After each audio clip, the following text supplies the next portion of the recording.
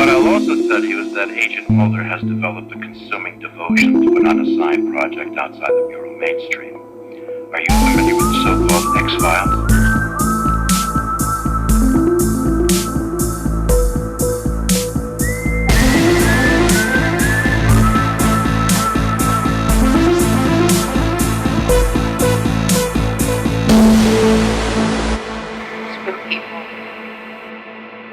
Welcome everybody to the Dark Talk Files, episode 12, Fire. I am your host Dan, and I'm joined by my FBI bro Paul. How you doing, Paul? Hello, Daniel. Scared the shit out of me, that. And my cat as well, look at it, can you see it? Oh, that poor thing. I just woke her up. Sorry, Flo, are you okay? Good girl. She's alright. Yeah, I'm cool, thanks. How are you? I'm cool. Well, I'm actually quite hot because it's fire, baby. Oh, do you remember this one? I do, yeah. I don't remember them so much by name, but I obviously remembered that it was going to be quite a hot episode. I remember this one from when I was a kid. The bar scene a bit later on, I remember they played that as an advert on Sky One, and I was like, oh my god, that's amazing. I don't remember it that well. I just remember, I probably don't remember it from being a kid. It's probably a bit too violent to see it as a kid. But, it's this is one I remember from my 10 years ago rewatch. This was another standout episode. So yeah, we're Monster of the Week again. Yeah. We'll just get into the episode then, yeah. Yeah, sweet. Okay, so cold open. We are at this house in the English countryside of Berkshire or Buckinghamshire or some bloody southern Nancy shit. I don't fucking know. Fucking English. I'm half English, I'm allowed to say it. So basically there's some old dude that he's just go into his car, kisses his family goodbye. He's like, yes darling, see you later for tea and crumpets. This old Basil Fawlty looking motherfucker just like, goodbye everyone.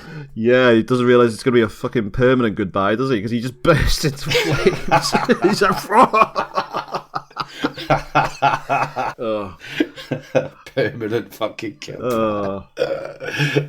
I was very hostile in this episode. I hate this old English attitude. Yeah. This royal family, rich motherfuckers. I was like, yeah, they deserve all this. I was like, fuck them. Yeah. So this guy that's been set on fire, he's an MP or a member of the House of Lords or some fucking stupid shit. But gets burned to death by the gardener, who's like looking through the bushes. He's like, yeah. The gardener is Bob, aka Cecil, who is played expertly by fucking Mark Sheppard. I love Mark Sheppard as an actor. He's fucking amazing. He's amazing in this, and he's just amazing in everything else. Most famous for playing Crowley in Supernatural. I know you don't watch Supernatural, but he is an absolute star in that show. Ah, right, okay. I did have a quick look through his IMDb, and I saw he was in Supernatural and a couple of other things, but I don't think I know him from anything. I think he was in like a few things that I know, but I don't know him. Yeah. He was basically, he was meant to be a Monster of the Week in Supernatural as well, and not Monster of the Week. Yeah. He was in their myth arc, and he was meant to be a one-time villain, but his performance was so charismatic, they brought him back as a recurring villain.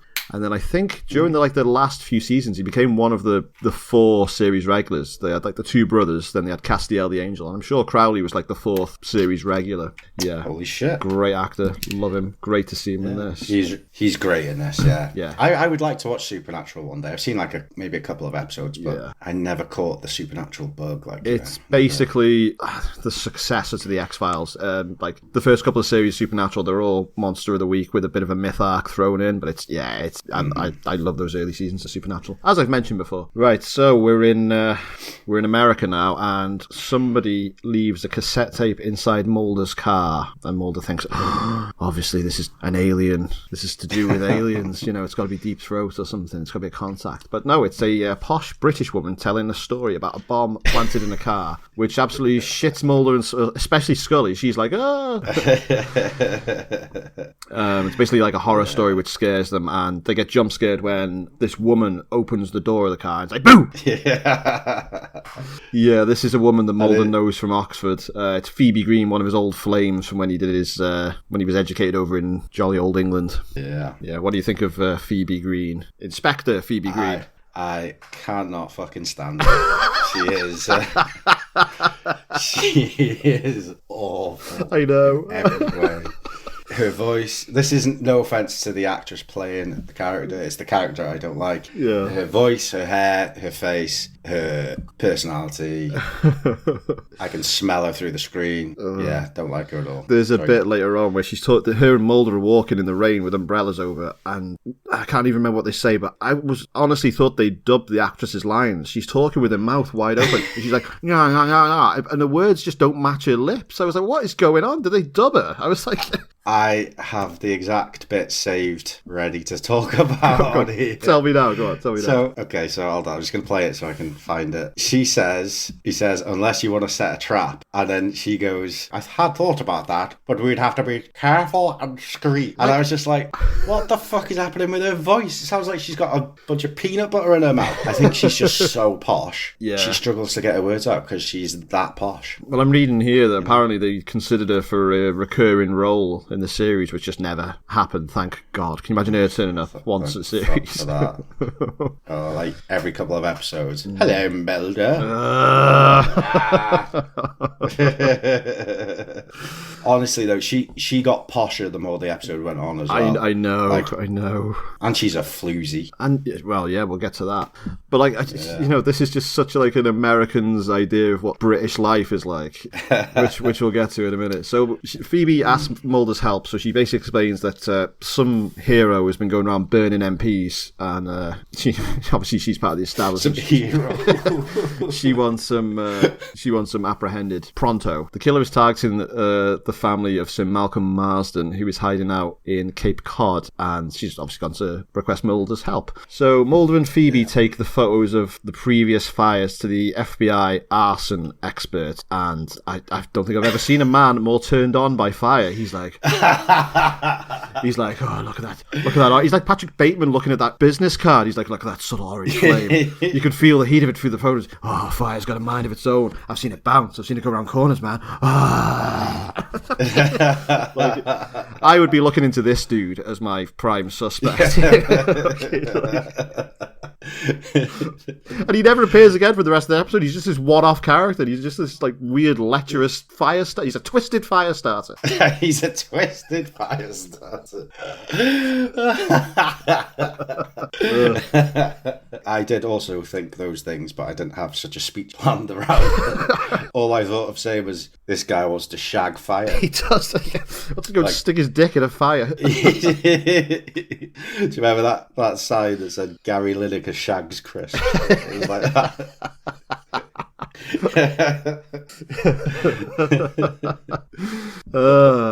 Yeah. So we meet our main villain piece, who's he's the guy from the opening scene, played by Mark Shepard. He is a painter at this house in Cape Cod that the Marsden family have moved into. Although he's not the real painter, he's murdered the real painter and buried him very shallow in the garden, like literally thrown him into a pile of manure. This arm's sticking out. The dog's like,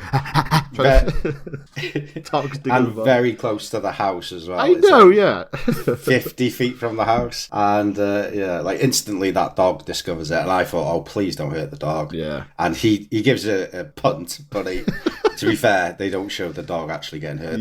I think X-Files like dogs, so we don't see a dog death at this moment or any point in this episode. But I was actually quite confused about this guy. So like when we first meet him, he's like top of the morning to you. Yeah. So I was like, all right, he's Irish. And then when Mulder and Phoebe are discussing like potential people, and that, he's like, could it be the IRA? And I was thinking, all right, so he's Irish. He is going to be Irish then. Yeah. And then when they finally get to the house, he's got an American accent. Yeah. So it's like, right, okay, that's fine. He's pretended to be the gardener. And then when he speaks in his proper accent, he's got a Cockney accent, or is it Australian? I don't know. Ask the creators of Mortal Kombat 1995. But he was Cockney, and I was like, what the fuck's happening? And then I just realised later on what was happening. But I was a bit confused by it. I think is a Cockney, but he was just speaking like an Irishman, I think, for a laugh. Have I got that right? A disguise. Yeah. Disguise, yeah. Oh, because his name, because he's got like an Irish name. So. They never really give him a motive, though. He's just, not that you need a motive to burn MPs, you know.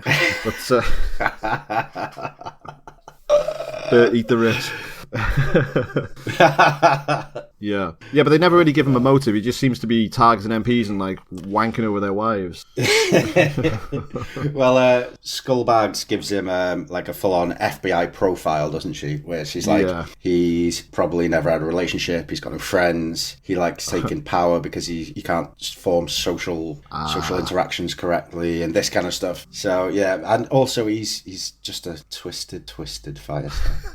The original incel. Yeah, exactly. Yeah, so he is now disguised as the painter of this house. He's painting the house in fucking rocket fuel.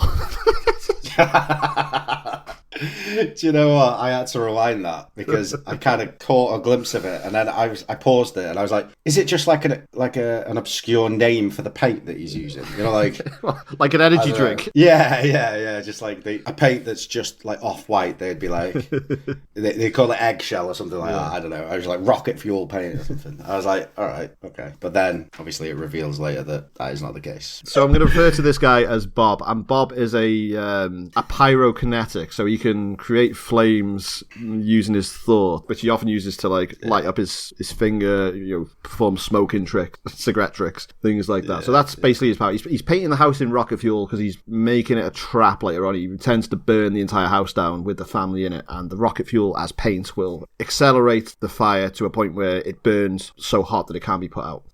Yeah. So he's trying to kill the Marsden family. Now this fucking family, oh my god, that's like it's basically Charles, Di, Wills, and Harry. It's the mother and the two kids. They're so They're so posh. Click. That's exactly who it is because the two kids would have been around similar ages to the two young. So they arrive and they're like, hello.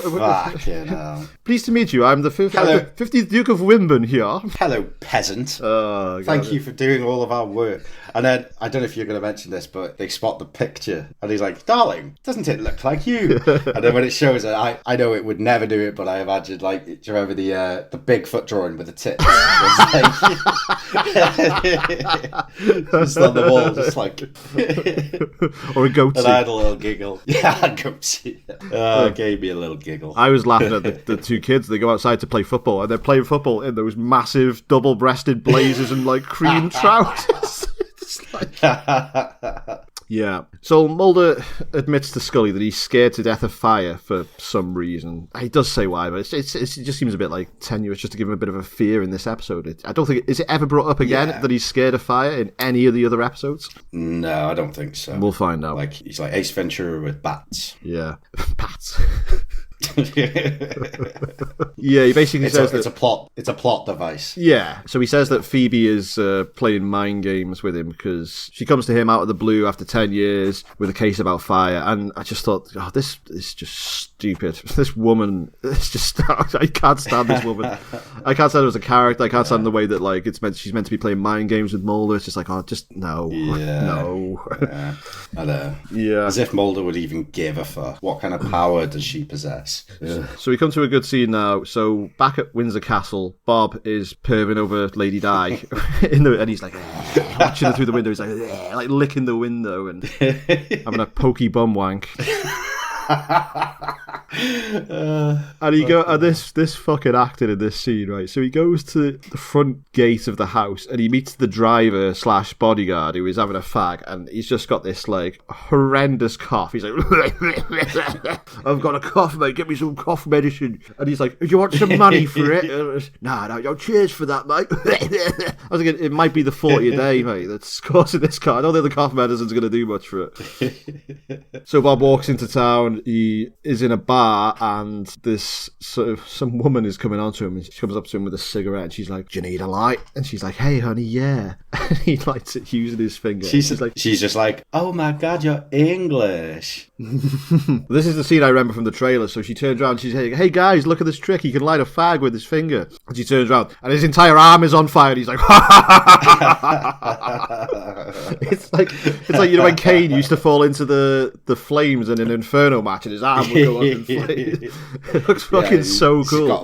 He's got that clear, protect fire retardant stuff around his arm. You can clearly see through the flames, yeah. And then he starts pouring vodka on the bar, smashing bottles, and he just lights up the entire bar. And he's like, ah!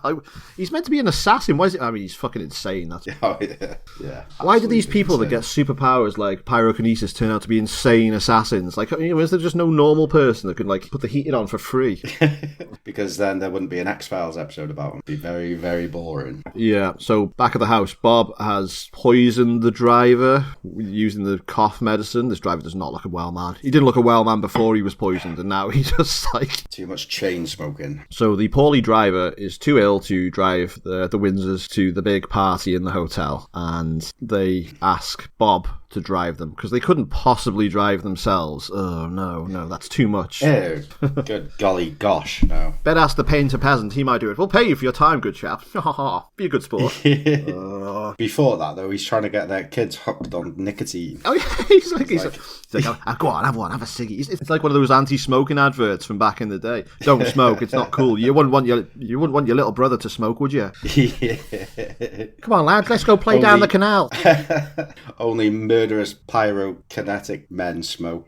Exactly. If you smoke too, they will set your house on fire. But he starts with the fag trick, doesn't he? So he makes it disappear, and then he's pulls out of his ear, and it's lit. Yeah. And he's like, I could smell that through the screen. And it's and then when it cuts back, he's got three fags that are half smoked and lit, and he's like, "Come on, lads, come on." He's like, "Go on, take one, take one." It's fucking gross. As an ex-smoker, I could smell it, I could taste it. Yeah, I could smell it on him. Right. So yeah, at the big party, Mulder and Phoebe have gone undercover because they assume that the hitman will be at the party looking for casing his victims, and Mulder is wearing a tuxedo. I just want to say, I want to add that to my Mulder action figure list. So you've got suit FBI Mulder, you've got leather jacket Mulder from Fallen Angel, and then we've now got tuxedo Mulder. You'd have to have topless Mulder in it as well, because he actually makes his second topless appearance in this episode. Oh no! Oh yeah, we get bathrobe Mulder in this episode as well, don't we? And his giant feet.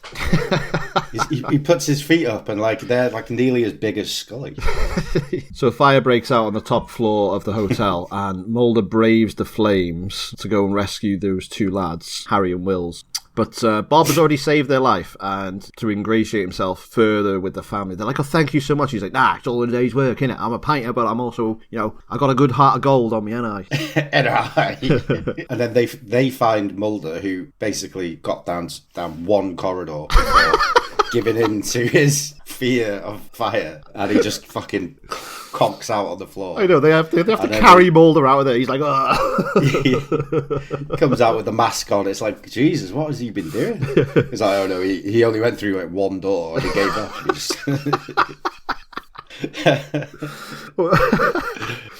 So yeah, Scully goes to see Mulder in his hotel room, and she figures out somehow. She basically says that the driver, she saw the driver on the ground floor, but then he was on the top floor. She figures out something. The driver wasn't where he was supposed to be. Yeah, he wasn't with the kids all the time. Yeah, so she figures out. I don't know. She figures out that Bob is actually, his real name is actually Cecil Lively, who was a gardener who died in a fire in 1971. So Bob has been using Cecil Lively's ID, basically, is what I got from that. Yeah. But then she also adds this little bit at the end. She was like, "Oh, Cecil de Lively is the name of a baby from 1963 that was sacrificed to Satanists in the woods outside Bath." And I was like, what's that got to do with anything? And I just couldn't be asked skipping it back. I'm going to go back and I should have done it before the episode, really, shouldn't I? Yeah. But it was a bit mad. So from what I remember is that she checked out a list of names. Only one name came back twice. Right, okay. She researched that name because it stood out. It was the name of a person who died in the 70s, but it was also the name of of the baby, and it's just a name that's been being used. Yeah. So what I got from it is that Bob, the gardener, he's the baby. Yeah. That's how he got his powers. He took the place of different people Right. as the years went on to gain entry into different lives, like he's just done in this episode. Yeah. Becoming Bob the gardener. That's what I took. Yeah, I think so, yeah. That's about right, yeah. That was my mental gymnastics to get to where we are. So they get an e-fit of Cecil, and Scully figures out that Cecil and Bob are the same person. Now, this faxed e-fit that comes through... And then the family... Yeah. The family say, but he's been our driver for 10 years. And I was like thinking, no, he hasn't. They've only just like met him a couple of days ago. Yeah. And then I realised that they don't mean the driver. And then they're like, that's not our driver, that's Bob the gardener. Yeah, they're like, he's the painter or something like that. Yeah. But this e-fit of Mark Sheppard, do you know what it reminded me of when I saw it? As it fed out, I was like, it looked to me exactly like, you know that picture of that guy that everybody dreams about? Yeah. It looked exactly like that. Yeah. I do find like these kind of sketches like really creepy as well. Yeah, it's one of the things that always unsettles me. I always think e-fits and like drawings of criminals, it's like really scary shit. Yeah, like the Zodiac drawing and stuff like that. Yeah. So Mulder rushes around to tell the family who the assassin is, and he bursts through the front door and he finds Sir Malcolm Marston kissing Phoebe on the stairs. Like, what is going through either of their minds for this to be a good idea? Like, the family are in peril. They're like purposely hiding from a pyromaniac, an assassin, and his family have gone out for a walk at night in the dark in an area that they don't really know. And he's just like, I'm just going to get off with this fucking cop, like, on me stairs. Like, what the fuck? I get the feeling that this is an ongoing affair. This isn't the first time this has happened. They're sleeping together pretty regularly. That would make her Camilla. Yeah. But yeah, this is just mainly to show Mulder that she hasn't changed her ways, because he says about what she did to him 10 years ago, and now we can assume that she cheated on him, because they do have a big kiss, don't they, when they're undercover. Yeah. And it's implying that she is not changed, she can't be trusted, and Mulder's feelings have been hurt again. Yeah. So they find the driver, the real driver, burned to death in the toilet, and it looks absolutely horrific. It's fucking horrendous. It's only like for like 2 seconds scene of his body, but he just looks like it looks horrible. And like, how did he die? Did he die throwing up or something? Like into the loo? Yeah. He's probably throwing up tainted cough medicine. Medicine. And then Pyro guys like sort of ignited him, and it's accelerated him to just burn up then and there where he was. I wouldn't be surprised if he was putting rocket fuel in that cough medicine. Oh, he did, yeah, definitely. It's heavily implied that he did. Yeah. So the house begins to burn down when Cecil decides to give his big finale, burns the house down with everybody in it. And because he's painted the house in rocket fuel, this is going to go up like a motherfucker. Can I just mention, I don't know if... I hate jumping in like this, because I don't know if you're going to mention it in a second, but I've got it. Mulder at this point is just like, he's fed up of Fire bullying him. And he's just like, fucking come on then, Fire! And he just gets like, what I can only imagine is a very flammable looking piece of material, and just starts whipping the shit out of the fire on the walls. He's like, come on! And then, while everyone else, I can only assume, are just standing in the corner, very shocked by Mulder's outrageous actions. Because none of them move. They're just like, what the fuck? And Mulder's just like, I thought he was going to start fucking elbow dropping the fire. Rather than stomping it and stomping the mud all in it. I thought this was very funny. I'm pissing myself. I tell you what, I thought it was very funny. So the house goes up, right? Everybody's downstairs, but the kids are upstairs again, like locked in a room. I thought, why do these kids get put on the top floor of every building that gets set on fire? Like, fucking hell. Like, I would be, if I was social services, I'd be looking into these parents. And like, everyone's downstairs, like, the kids are upstairs. And Mulder's like, everybody get out. I'll go and get them. And the dad is like, okay, see ya. And he just walks out the door and he's like, yeah, go on then. And he just leaves his kids in this burning building. I was like, oh, this is the worst dad ever. This is the worst dad ever. He just wants Phoebe pussy. That's all he wants. He does, doesn't he? He doesn't get, yeah. He don't give a fuck. So Mulder goes upstairs to rescue the children by himself, gets into a confrontation with Bob, who just basically just owns him. Mulder's fucking just like, there's nothing I can do. Bob walks down the stairs, and as he's walking down the stairs, Scully's got peace aimed on him, and I thought, come on, Scully, fire one off, Scully. And Bob he gives her this like Hannibal lecture as he's coming down. now, and he's all like, "You ain't gonna shoot me because of this," and he's like, "The spark from your gun could ignite this house and set it all ablaze, couldn't it?" And I was like, "Dude, the whole top floor of the house is on fire. Like, I think we're past that point." Scully, just shoot him. Like, do you know what I mean? Scully, just look up and you'll see that it's too late for that. Like, yeah. So Phoebe actually she makes the only use of herself in this entire episode, because she's hiding behind a corner and she fucking smashes this bottle in Cecil's face as he walks around. I didn't see that. Did you not? I thought she just throws a cup of like liquid on him. I thought she hits him in the face with a bottle. I've got it now. Hold on. Yeah, she does. She just splashes him in the face. She just goes, "Ah!" Oh, she doesn't hit him. Goes over it. Like she doesn't hit him in the face with the bottle? No, not on the one I saw. Oh, fucking, I've just made that up then.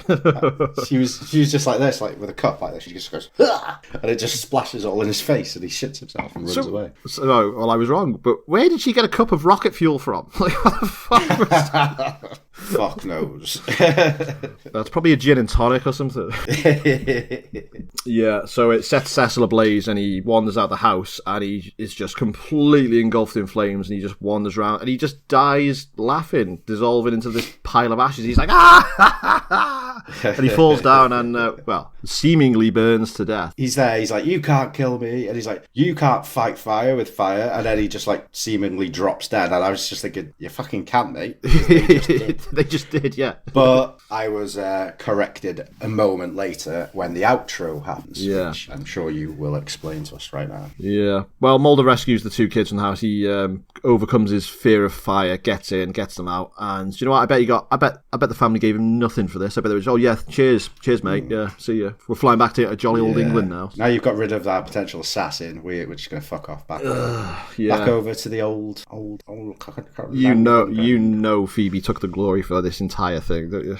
Oh hell yeah. Yeah, so Phoebe does disappear. She leaves Mulder with another cassette tape, and he's sort of like twiddling it in his fingers, and Scully's like, "Aren't you going to play it and see what she's got to say?" And Mulder seemingly has gotten over her now, gotten her out of his system, and he's like, "Nah, bet you 10-1 you can't dance to it." He just fucking throws it away. As he should, because like, oh god, she's terrible. He should have wiped his ass with it first.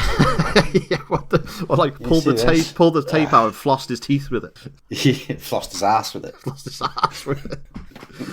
Yeah, so we get our last little part of the episode, last little stinger, where we find out that Cecil/Bob hasn't died from his injuries. He's actually healing rapidly. They're keeping him in this like sort of Mr. Freeze cooling tank, so he can't light any more fires. He's like in an inflammable room, not an inflammable, like an unflammable room. Unflammable. Yeah, because inflammable means flammable if you watch The Simpsons.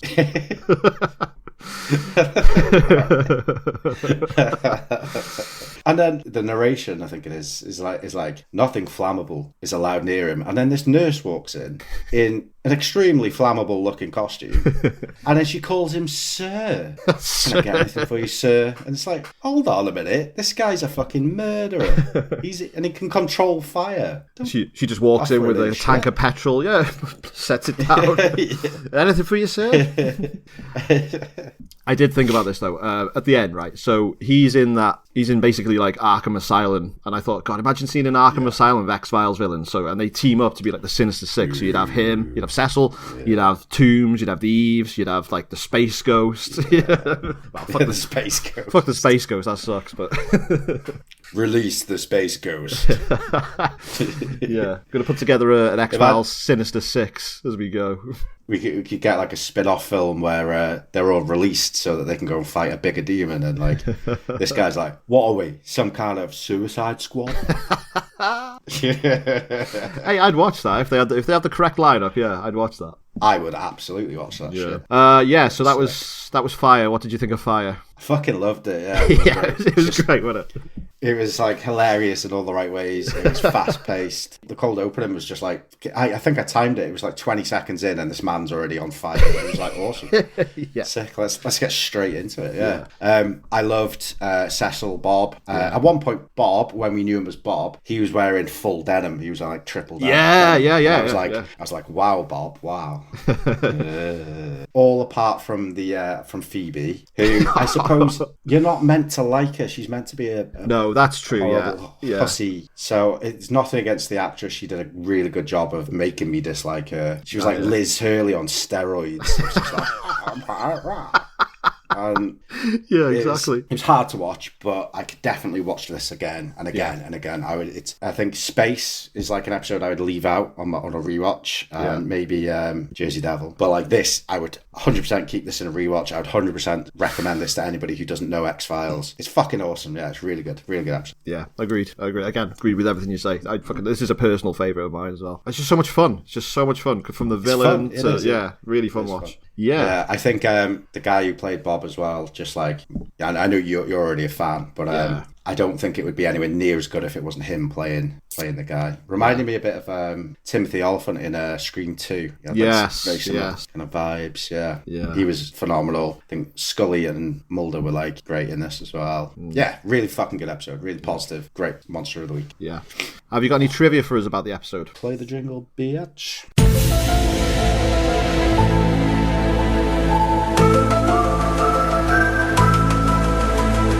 So, the character of Phoebe Green was originally intended to be a recurring role because Chris Carter admired actress Amanda Pays and he liked working Sherlock Holmes references into the script. But the fan reaction to this rival to Scully proved so strong that the idea was swiftly dropped. And well done to every fucking person who involved in that. Who decision. Encouraged. Yeah.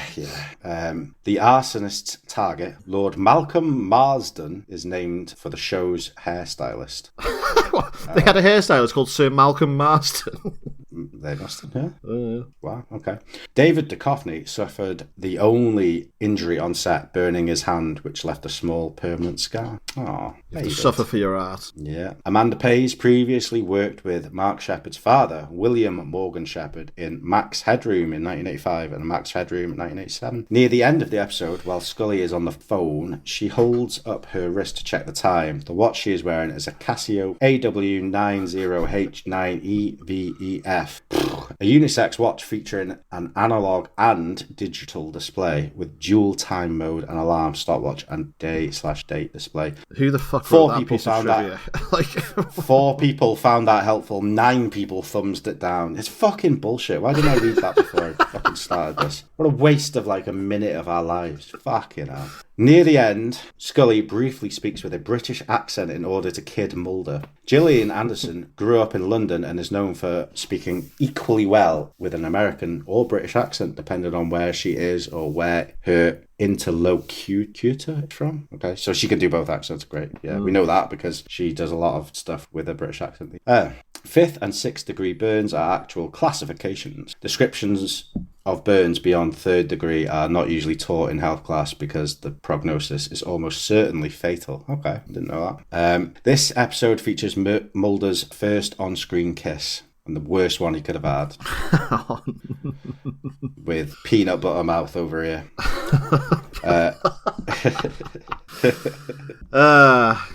Mulder's personal fear and dislike of fire is revealed, obviously, when the pyrokinetic in the hyperbaric chamber.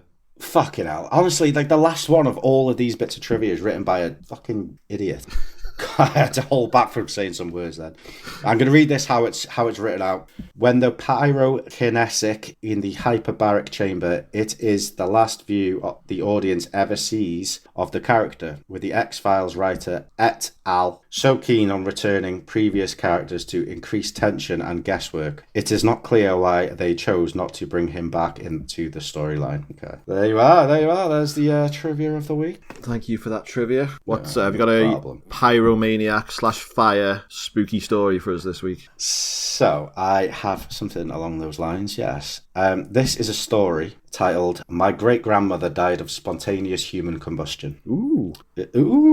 It's quite a long one. The first fucking sentence is this: I don't want to believe. Alright, I'll read it out now. I don't want to believe it's true because, quite frankly, that's terrifying. But I need someone to either debunk this or relate. My great-grandmother died about 12 years ago. Obviously, as the post states, the family is convinced it was spontaneous human combustion. She basically fit all the criteria from my online research but I still don't want to believe that this can happen. Yes, she was an alcoholic because apparently it happens more with people who are alcoholics and females and whatever. Yes, she was an alcoholic. Yes, she smoked cigarettes. She's female and apparently that places her at higher risk of this. She was 84 years old at the time, but was completely lucid. Despite years of drinking and smoking, you would still think she may be in her early 70s. She was mobile, didn't have any pre-existing medical condition, never diagnosed with COPD from smoking or alcoholism, but these may have had some impact. We checked on her often, never confused. She remembered things we didn't actually. Don't forget, it's Billy's birthday tomorrow. Give him a call, for example. So to sum it up, she was aware as ever, great memory, short and long term, mobile, fell under the category BMI perfectly. She had a specific bedtime and routine, woke up the same day every day, made coffee, etc. Is he just bragging about how cool he's getting? Yeah, fucking hell, dude, we get it. Get to the story, man. Right, hold on. I always thought to myself she must have fallen asleep with a cigarette in her hand or drank too much on a particular evening or something, anything, had gone different than her normal routine. But her neighbour across from her said she spoke to her around 8 p.m. face to face and that my great-grandmother had her robe, nightly routine, lights turned down low and wasn't smoking a cigarette or anything. She was getting ready to go to bed. So when they found her on her bed in the most mysterious of ways, charred, we were all confused. I still am. I don't know what to believe. I've done so much research over the past 12 years. I keep researching occasionally and something new will come up, but it doesn't nearly debunk what happened. More details on the findings. She was completely charred and burned to the point of only bones and her upper torso, but both legs still had her nighttime socks on. Her slippers were undamaged at the front of her bed, where she would religiously take them off each night and then slip right into them in the morning by walking to the foot of her bed. However, the upper half of her body was completely destroyed, bed and all. Her bed frame was wrought iron, which has a melting point of approximately 2,700 degrees Fahrenheit, if my research is correct, and was malformed and warped. The wall at the head of the bed had extensive burn damage. Her skull was the only thing left at the top of the bed, while her lower legs remained intact, and even the socks? I didn't understand, and neither does anyone else. There's a bit more, but I think it's just bollock. There's a couple of updates at the top if you'd like me to read those before you change your mind on anything. Go on. Update. My mother is being extremely difficult with me and refusing to divulge any documentation regarding my great-grandmother's death. I don't know why. Either she thinks it's paranormal or may have had something to do with her passing like a homicide. I used the time I can and found some interesting insights though. Ones I've never even heard of. Reaching out to professionals, haven't heard back yet. More reading and finding more recent cases. I don't think my mother would kill her. I didn't think that until now. They had a good relationship from what I could see, but you never know. It's the circumstances that have me baffled. Update number 2. I'm searching obituaries, death records on multiple websites. She's actually there, born in 1972, wrong birth year, but correct death year, passed in 2008 with photos. Yes, it's her, stating she passed at home, but not how. There's no actual obituary remembrance text besides who she was survived by, which includes my family members. So there you go. What do you think of that, Dan? Aye. So this grandma died in 1971 before the OP was born, right? No, she died in 2008. Oh, okay, right. But born in 1971? Yeah, it said that it was the wrong birth year. They got it wrong in the obituary. Oh, okay. I don't know. I was sort of it. I was sort of with it up until the updates when it was all like mysterious. My mum knows something, but she's not telling and she's not letting on. I was, you're sounding a bit too much. I don't know. I'm not saying I don't believe in spontaneous human combustion. I think that's a very fascinating subject. I don't believe that story though. That particular one. No, do you think it's completely fabricated from top to bottom, from the beginning to the end? Yes. Just for a bit of internet clout? You do, yeah. I do. Okay. I do. Yeah, but that's not to say I'm not like open-minded about spontaneous human combustion. I think that's a very interesting subject. I think that just reads to me like someone that's read the Wikipedia article about it and decided to post something on Reddit. Bit of creative writing. Yeah, maybe. It's on the subreddit The Truth Is Here, which is, I've actually never come across this before, a database for personal encounters with the unknown. So yeah, it's like a fucking X-Files Reddit. Yeah, I'm going to say, nah, don't believe that one. On the bullshit meter, are you going to give that a 10? Bullshit with 10, I'd say that's I'd say that's 10 being the most bullshit. I call it a 9. I think maybe she had a grandma that died under grandmother died. I think like the whole description of the grandma might have been partially true, so I give it a 9. I don't want to come across as naive, but I'm gonna say I believe this. Yeah. Yeah, I don't know why anyone would fucking... Because, like, I tried to read that better than it was written out. Yeah. It was written quite poorly. I don't think it came across as, like, creative or, like, someone trying to come up with a story, because it wasn't well structured at all. It was fucking really bad. Like, someone's frantically typed it out. I'm not sure about, like, the iron bed warping, but the skull still being there. I don't know. I know, like, human bones take a lot of heat to actually disintegrate and stuff. But have you ever heard of any other descriptions of spontaneous combustion? Because, like, usually it is the legs are just left, because it's the amount of fatty tissues in the torso area that are what fuel the flames and that, you know? Yeah, So. I mean, to me that makes it seem like all the more I've read a couple of stories about it, and I'm going to take that fact and put it into my story. And, like, with the bones going, the bones obviously do, because you get ashes, don't you, when bodies are cremated. Yeah, I think they say that the human heart is the hardest thing to burn up, because it's like... Yeah, it's so tough, and it's compared to other muscles in the body, the heart is like the toughest thing. So they always say the heart is the most difficult thing to get rid of. Look it up. I don't believe you at all. Like, you just made that up. No, honestly. I mean, I only know it from it's mentioned in From Hell and Return of the Living Dead. So that's my source on this info. So if I am wrong, I apologise. Oh, it came from an episode of Supernatural or Lost. Yeah. All right, I'm going to look into that, and maybe I'll bring it up next time. But I'm going to say I believe that the person who wrote that believes it. Okay. But I think there's more of a possibility that they were lied to. So I'm going to say, I'm not going to say I want to believe, because I do believe. Oh, okay. Yeah, there we go. And that was our spooky story of the week. Yeah. Okay, so that was Fire. Really good episode. I think we both agree. Yeah, really good. Yeah. Fucking ace, actually.